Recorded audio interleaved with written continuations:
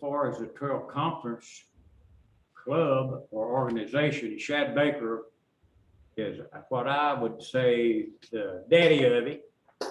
Hadn't been for him, we wouldn't have one. He'd give his life since he started about it of working on the trail or trying to get something done. But when they was talking to me about the trail, I have ridden it since I was a kid on ponies. And I have ridden it several times to Elkhorn, from 23 to Elkhorn. And it usually takes about 11 hours on horseback if you're a horseman.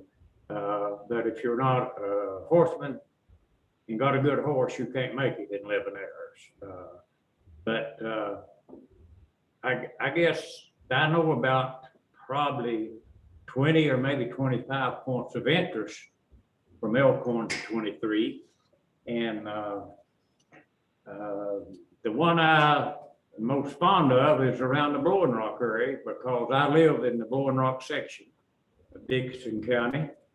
And that's near where the trail goes up from the Counts Rangers old cabin site up to Blowing Rock.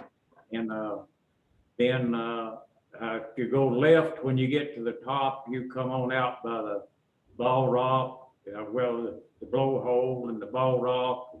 The Blowhole is where you go down in a concave in the cliff back here, come out on the ledge, and if the wind's blowing from Kentucky to Virginia, it creates a chimney like a flue, and you throw a handkerchief or something in and it'll blow back out. And that's the reason it's named the Blowhole.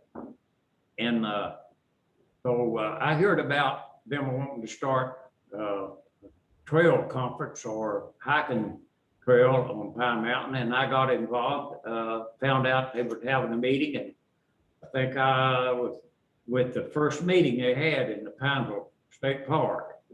And I've been a member ever since and used to work a lot on it, different places but now I work from really Pound Gap back to Elkhorn, mostly from Birch Knob back to Elkhorn.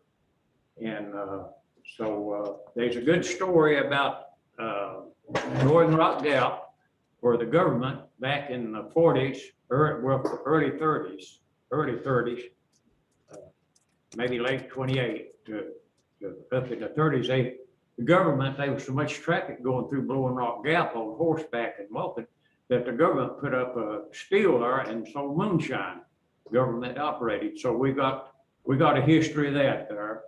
And my dad told me about buying moonshine there. And so they just lots of interest all the way through there. And so I think Debbie asked me if I knew when that time the Pine Mountain Trail Conference started. But we had been talking about this, maybe working on it, hiking some before this, but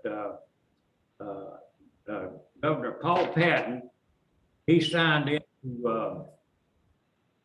into a House bill of 556 to create the Pine Mountain Trail State Park on March 30th, 2002.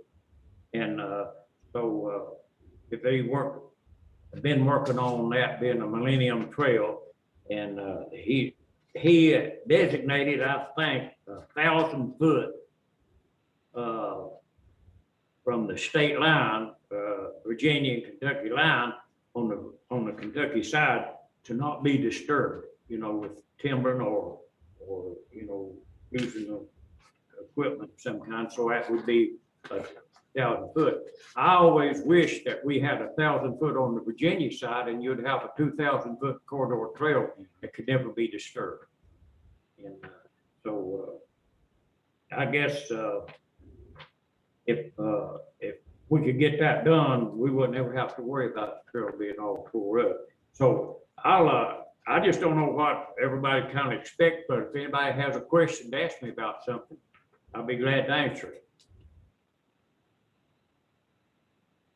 Say the Blowhole is your favorite spot, you think?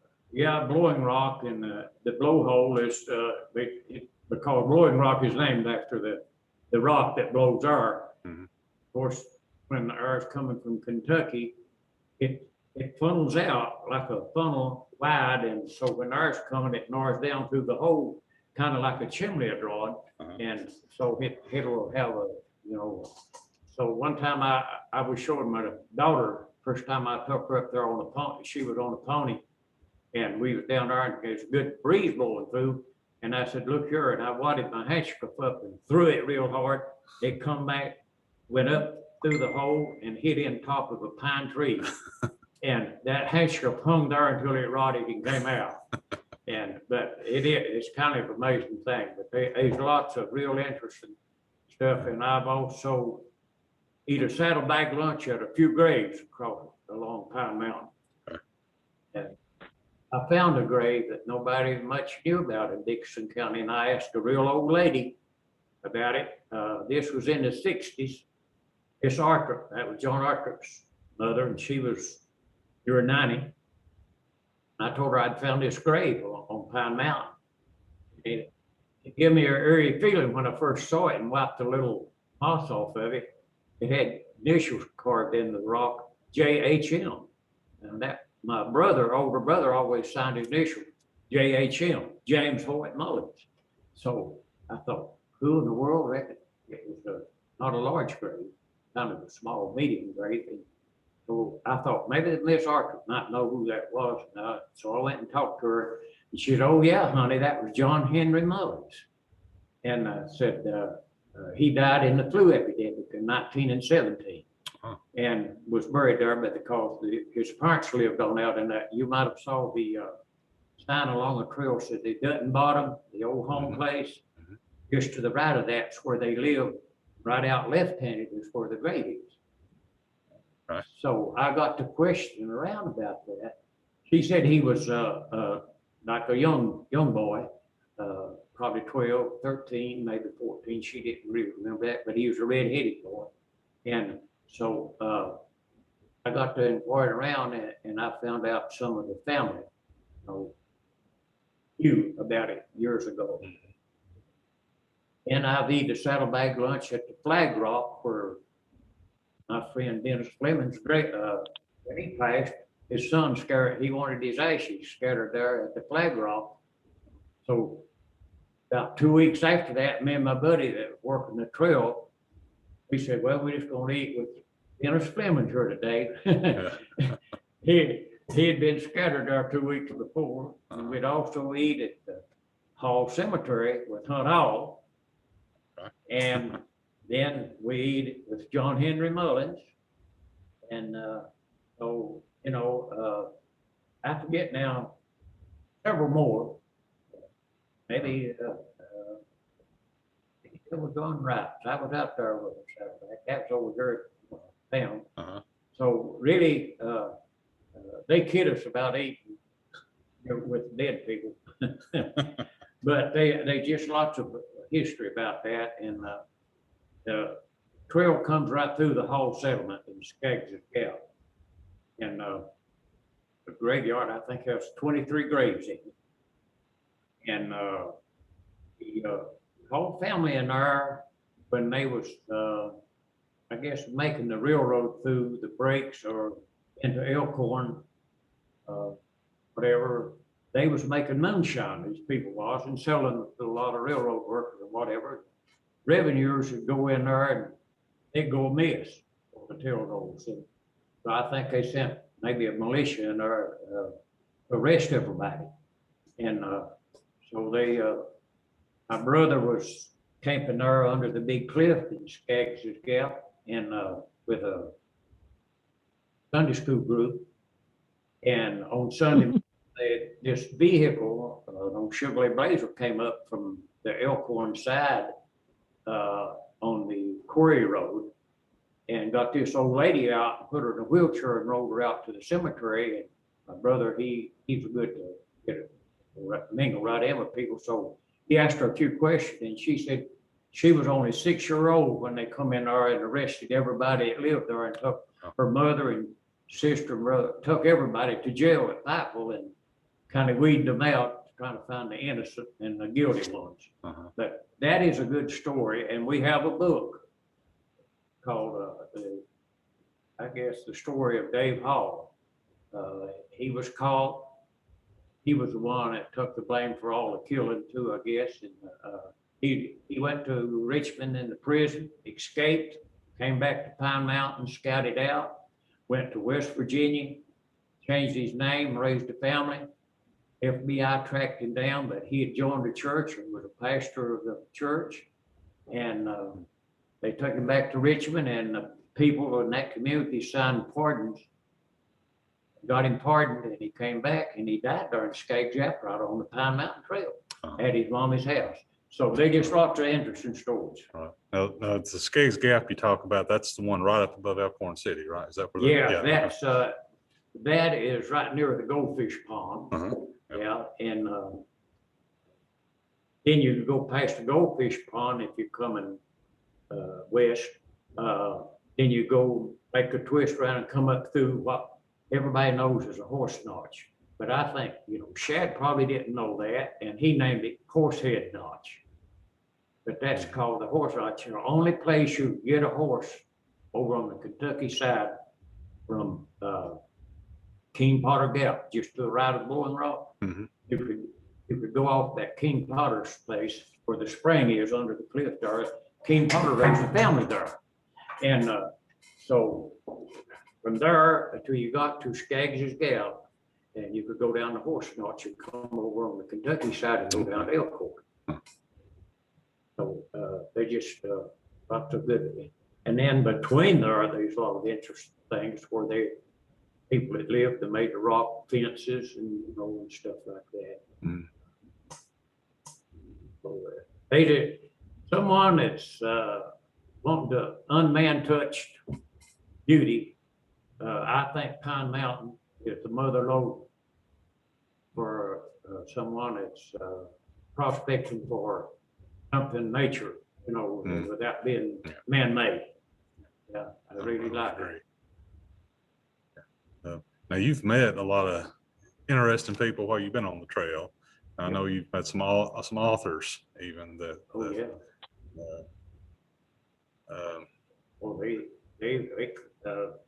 I was up at Workshop shelter Wednesday, a week ago, this past Wednesday, and the sign-in box has got some people from Virginia Beach. I think I forget the name out west where they was from, and so they just, they hear about it and they think that it's a wonderful.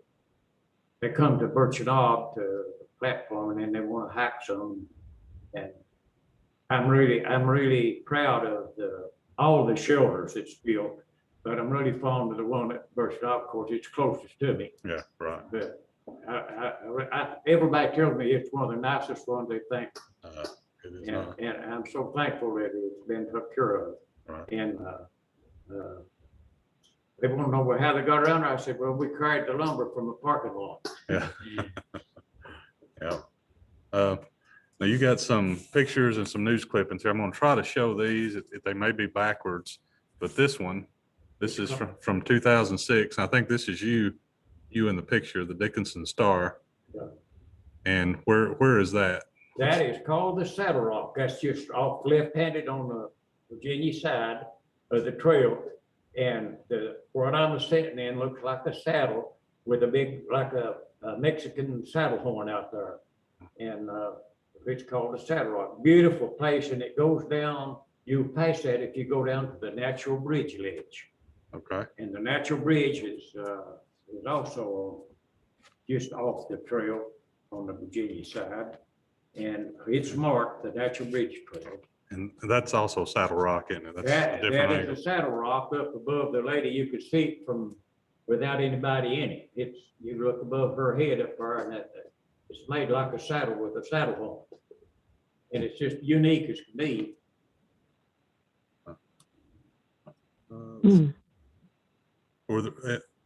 Somebody have a question? I thought I heard somebody.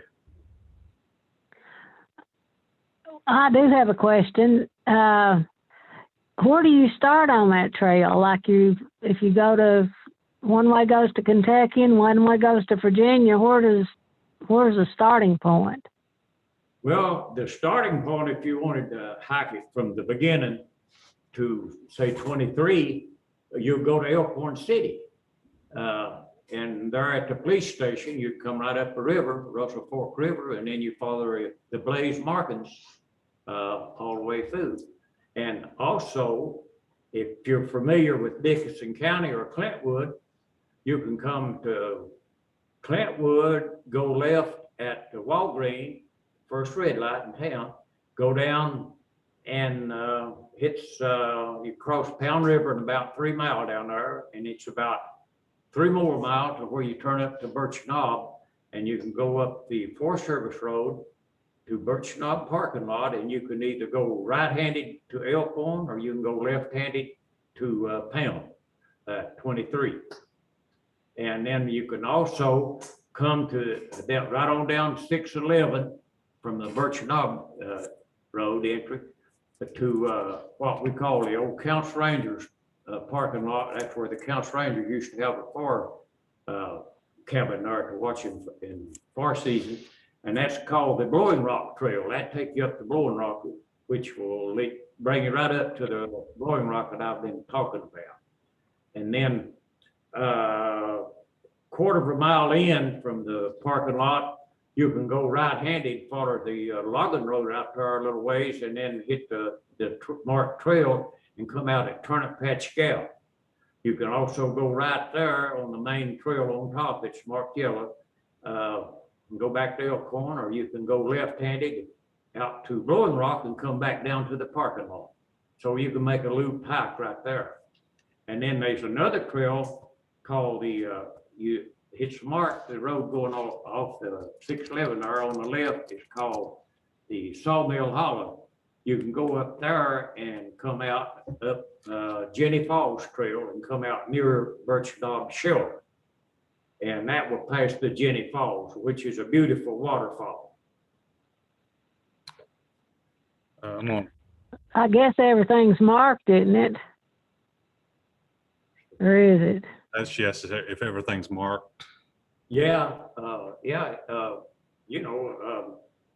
bridge ledge and the big rock house cave is marked on the Blowing Rock Trail.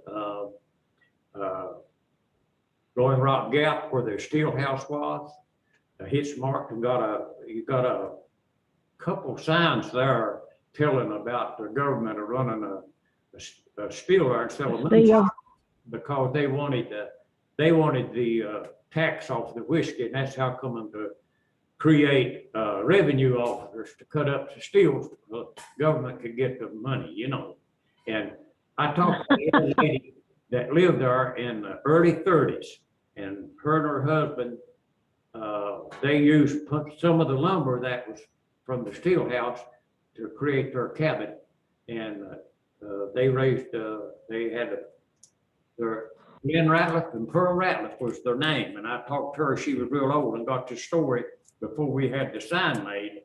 And to tell you this, it's unbelievable today. Edgar was the first child born, Edgar Ratliff, and she held him over when he was 6 years old from going to school till Loretta, his sister, would be 6 years old the following year, and they could walk from the Blowing Rock Gap down to Ash Camp to school off the mountain. Wow. And believe it or not, I went to school with Edgar and Loretta both at Skeet Rock after they moved off the mountain several years later. Wow. Well, since there was a question about signage, I'm going to show this one, the Armena Mullins. Is this where the grave was at you were talking about? This is backwards, but no, that is where the Dixon County Sheriff shot Henry Mullins off of his back porch. That's where Armena and Henry Mullins' house was. And that's not far from Birch Knob, is it? That's not far from Birch Knob. Anyone could go to it, real easy. Now, Henry and Armena, they must have raised about 7 children back there on top of the mountain. And later on, after Henry was shot, Armena moved down pretty close to 611 where the Sawmill Hollow Road is.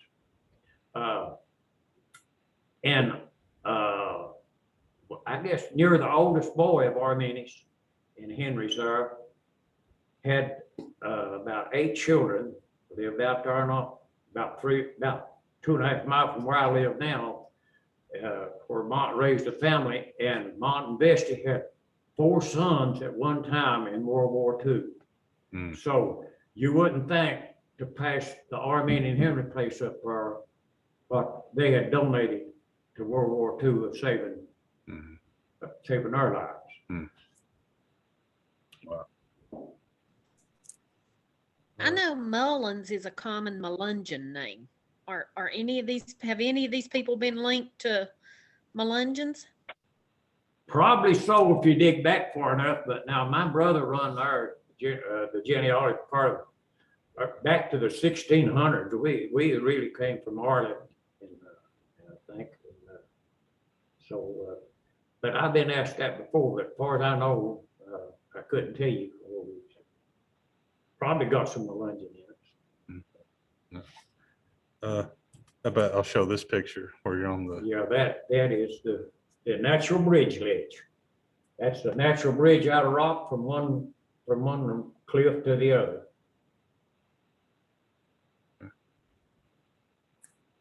And that trail is marked right alongside the main trail.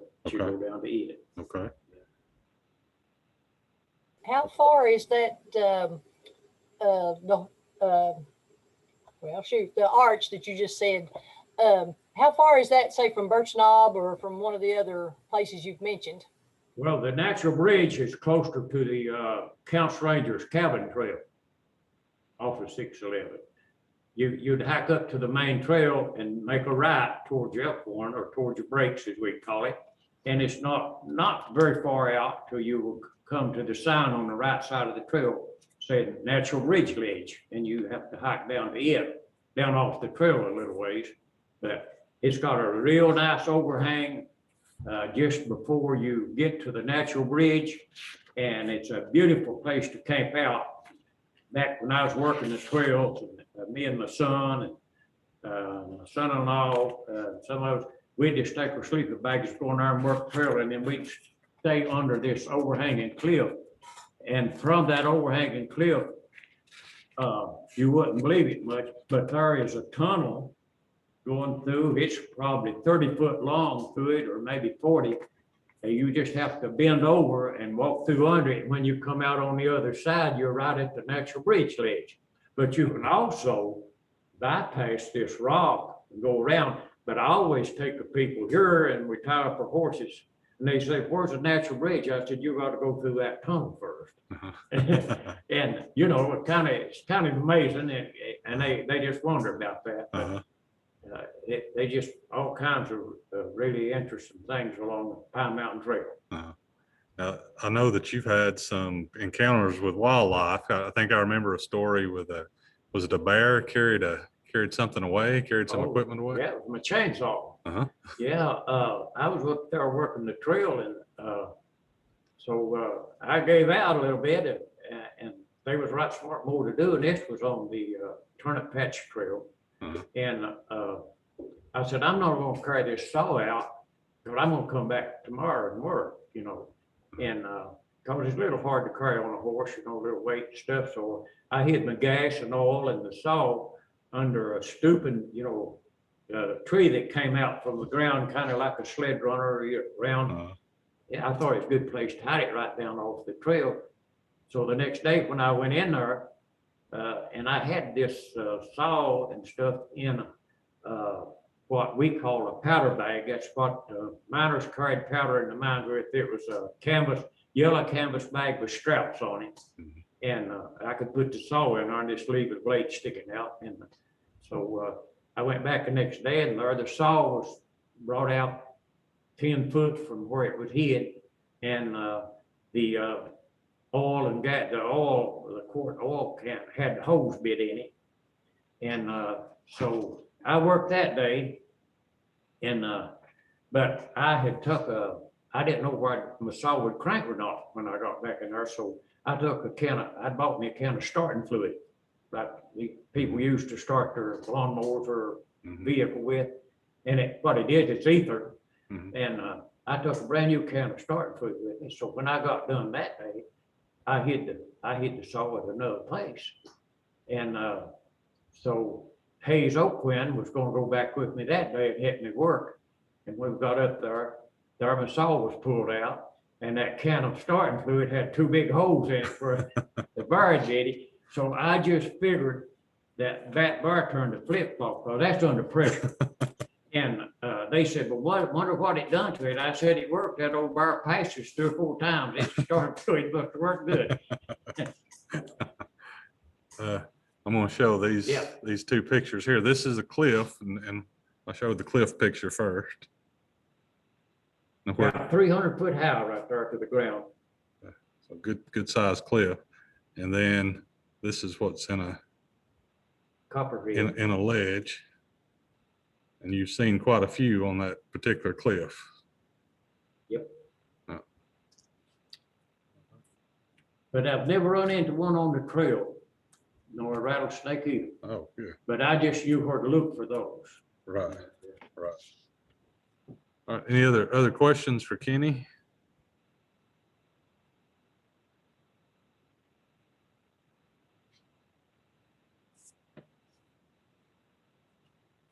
About the Rock House Cave where I did Yeah, we can watch. find that. This, Yeah, no, no, this is it. yeah. Mhm. Okay. Oh, that picture, we call it the Rock House Cave. And it's big, it's kind of made like a bowling alley. It don't show it there as big as it actually is, really. You can ride horses in it. But we have laid out and camped out many of the night there when we was working trail. And we have a New Year's cookout there. I have had a New Year's cookout there, I guess, for 40 years. And they say, when you going to have the New Year's cookout? I said, on New Year's Day. So it's just something that I don't have to do, but I started a long time ago, and I just been keeping it up. And so a few times it's been a snow on, and there wouldn't be nobody much come. So one year they was pretty good, about 8 inches on up there. And but I went and I got a few calls that night, and they said, well, this is one New Year you didn't cook out. I said, wait till I get my picture developed. So I was actually, I ain't missed a one. So every New Year's for, you said 40 years? About 40 years. You've been up there. Yeah. Wow. And we've had them from Gray, Tennessee, North Carolina, out of Kentucky. Come, people that I have ridden with before, and they say, we want to come and do the New Year's ride. Mhm. And one year they was 47, I believe, was of us eat there. And but it was just a nice day. Right. And, yeah, but that was back in probably this late 70s or early 80s. And so yeah, we did. It's just really something nice. Okay, any other questions for Kenny?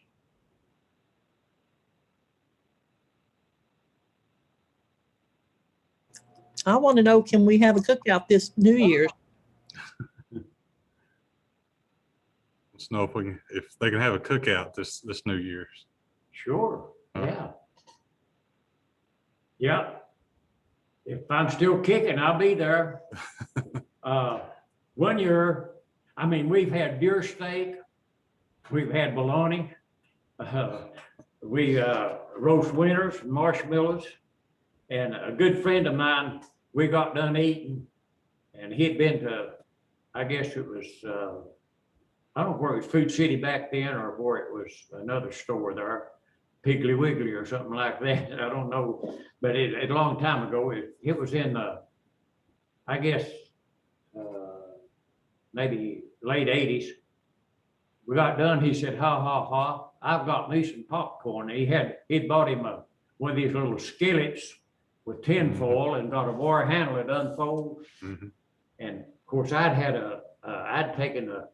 years ago, I'd taken a barbecue grill up there and put it together. Mhm. And so we'd just take us a bag of charcoal, 10-pound bag of charcoal. And then, of course, everybody likes to kindle a fire to roast wieners and marshmallows, but we could put heavy tinfoil on that and, you know, fix your steaks or fry anything you wanted to. And so he set that skillet of popcorn on that grill and got to talking to somebody, and it got so hot, the popcorn, his head would pop, it would untwist, you know, you've probably seen that. Mhm. Looked around, somebody hollered directly, and it got to, and it, tinfoil was on fire, and he burned his popcorn up, so, so he did, the life was back on him again. Yeah, but we've had a lot of fun there. Yeah, sounds like it. All right. Well, let's see. Debbie, I'm gonna turn it over to you. Debbie may have some orientation and some follow-up for tomorrow, but if there's no other questions for Kenny, Kenny, appreciate you talking to us this evening and giving us some great history on Glad the to, Palmetto Trail. and I'll be glad to escort or go with anyone that would contact me, want me to take them up there or talk. I might not hike, I would ride the horse, and I would tell them all the interesting points that I know about it. I'd be glad to help anybody. And anybody who's been to Birch Knob, you've been really close to Kenny's house, so he lives in that area. When you come to the Birch Knob Forest Service Road out of Clintwood, I live exactly 3 miles on down 611 in a brick house in the intersection. Thank you, Kenny. Yes. Appreciate it. Yes, sir. Thank you. Yes. Thanks, Kenny. It was very good.